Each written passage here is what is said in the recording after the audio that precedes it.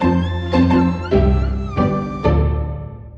right, well, welcome back to How to Study the Bible. This is Dan, and I'm trying to make this more visually stimulating. Although looking at this is probably even worse. But hey, howdy.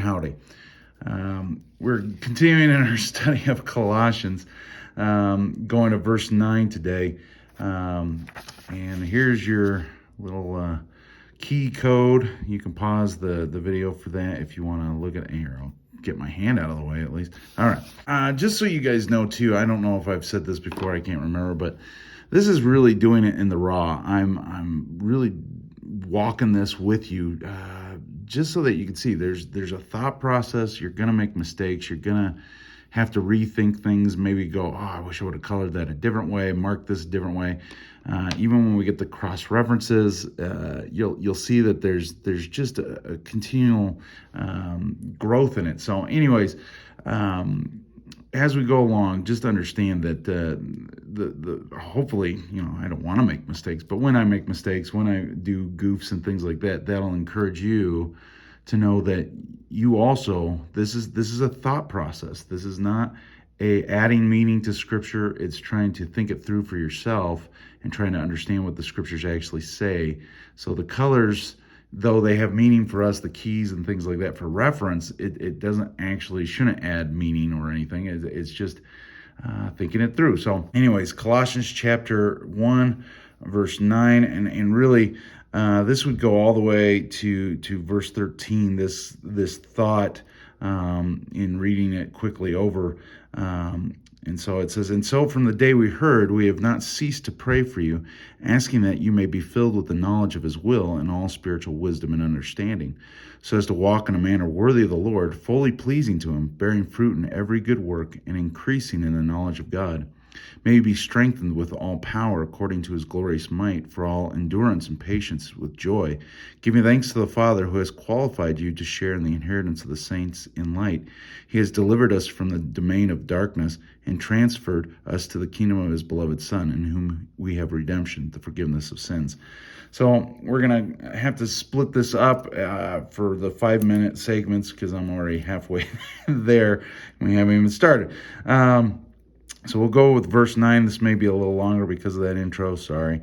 But verse 9, it says, and so from the day we heard, we have not ceased to pray for you, asking that you may be filled with the knowledge of his will and all spiritual wisdom and understanding. So again, I marked the things that just jump out at me the quickest. And the first thing is the example that he has not ceased to pray for others, for you, that ever since he heard, and even in thinking that, the idea that he heard, obviously the Lord had to bring that about, the opportune. So we heard from the Lord about your faith.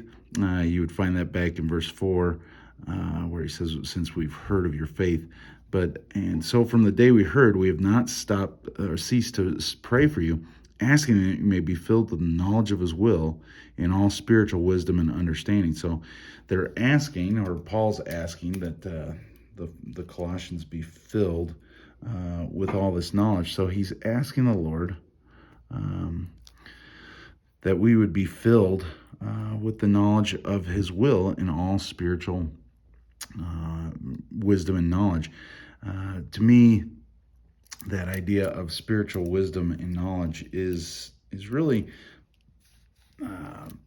from the Lord, that is of God, and that understanding, but also that knowledge of his will. But he's asking that we would be filled, and that's one of the things that we really want to have happen in our lives, is to be filled with the knowledge of his will in all spiritual wisdom and understanding. So there's another example, but it takes the Lord to fill us, and so it's kind of a double underline, hard to fit in. Triple is even worse. But Bob Rossing that real quick. You look at that and just think through the fact that this is all his God's knowledge and spiritual wisdom and understanding filling our lives. That's through Christ, as he talks about in Corinthians.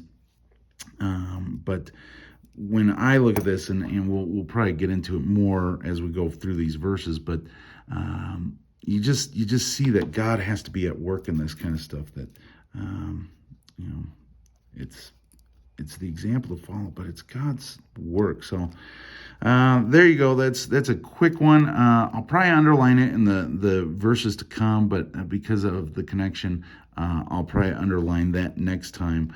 But just to give you a heads up, I don't know if you care, but hey, we will continue to do this. So, hey, that's it for today. That was quick, but that's how it goes. So, see you later. Love you guys. Have a good one.